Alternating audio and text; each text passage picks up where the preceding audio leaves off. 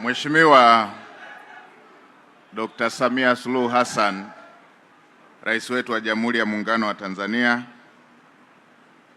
Daktari Asha Rose Migiro, Katibu Mkuu wetu wa Chama cha Mapinduzi, na viongozi wote wa Chama cha Mapinduzi mlioko hapa na vyama vingine vya siasa, Mheshimiwa Profesa Riziki Shemdoe, Waziri wa Nchi, Ofisi ya Waziri Mkuu TAMISEMI, na waheshimiwa mawaziri wote, naibu mawaziri wote mlioko hapa,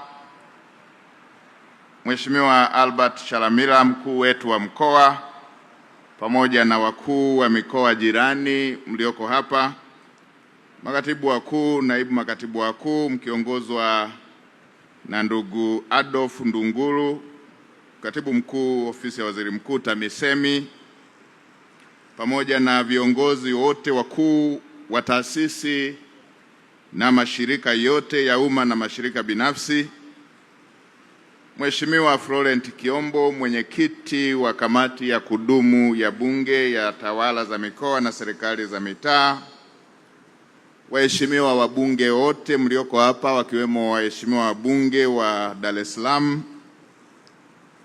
CPA Ashraf Abdukarim, meneja mkuu wa shirika la masoko ya Kariakoo, viongozi wetu wa vyombo vya ulinzi na usalama, viongozi wetu wa dini ambao mmeungana nasi leo, ndugu Ramadhan Kakandilo Laban kwa niaba ya Jumuiya ya wafanyabiashara wa Kariakoo na viongozi wa wafanyabiashara, ndugu wanahabari na wageni waalikwa, wananchi wote mlioko hapa, nitambue utambulisho wote uliotolewa hapo awali. Kazi na utu.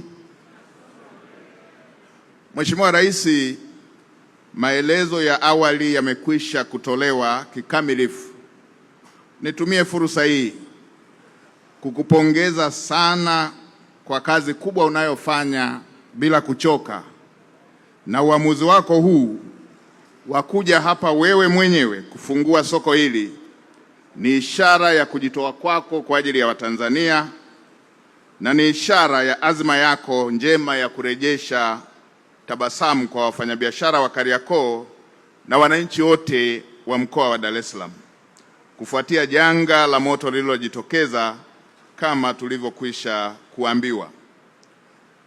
Ninakumbuka baada ya kutokea kwa janga hilo la moto, mara moja uielekeza ofisi ya waziri mkuu kufika eneo la tukio ili kusimamia na kuratibu hatua za haraka za kukabiliana na athari zilizojitokeza na kurejesha hali ya utulivu katika soko.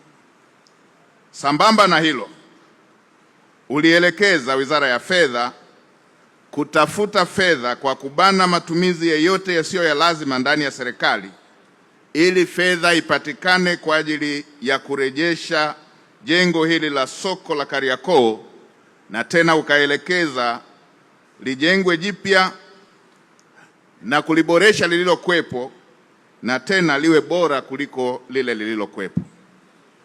Mheshimiwa Rais, tumeshuhudia wakati unaelezewa na mtendaji mkuu wa shirika la masoko ya Kariakoo ukidhihirisha kwamba soko hili lililojengwa kwa kutumia maono yako limekuwa na maboresho mengi tena ya kisasa na yamefanyika, ikiwemo kufunga mifumo mpya ya tehama, mifumo ya kinga na tahadhari za moto, mifumo ya uingizaji wa hewa safi, mifumo ya kisasa ya umeme, jenereta kwa ajili ya dharura, pamoja na kufungwa kwa kamera za ulinzi yani CCTV. Hali inayoonyesha kwamba shughuli za soko hili zitaendelea kwa masaa 24 kukiwa na uhakika wa usalama na hali inayopendeza. Mheshimiwa Rais, mkuu wa mkoa wa Dar es Salaam pamoja na waziri wa nchi wameelezea hapa miradi ya maendeleo inayotekelezwa. Miradi ambayo Mheshimiwa mkuu wa mkoa ametolea taarifa hapa kwamba inaendelea kutekelezwa.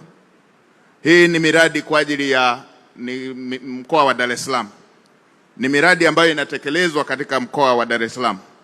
Mheshimiwa Rais, ungempa nafasi hata wa mkoa jirani wa Pwani angesema vile vile. Hii ni hali halisi inayoendelea kwa nchi nzima. Kazi ambazo amezisema mkuu wa mkoa wa Dar es Salaam ndivyo zinavyoendelea katika mikoa mingine, na hii inaendelea kuelezea kwamba Mheshimiwa Rais, unapoahidi unatekeleza. Uliahidi kwamba miradi pamoja na baadhi ya hatua zitatekelezwa ndani ya siku 100 baada ya kuchaguliwa kwako. Nitumie jukwaa hili kukuarifu kwamba ahadi ulizozitoa zote zimetekelezwa, ambazo uliahidi kwamba zitaanza kutekelezwa ndani ya siku 100 zimetekelezwa, ikiwemo walimu 5,000, walimu 7,000 wamekwisha kuajiriwa na wameshapewa barua, wamesharipoti kwenye vituo vyao. Watumishi wa afya 5,000 wameshaajiriwa na wamepelekwa katika vituo vyao. Na Mheshimiwa Rais, juzi nilikabidhi hundi ya bilioni 200 ambayo uliitoa kwa ajili ya shughuli hizi za biashara ndogo na zile zinazoanza. Mheshimiwa Rais, uwekezaji huu unaofanya ni ushuhuda kwamba falsafa yako ya kazi na utu inatekelezwa kwa vitendo.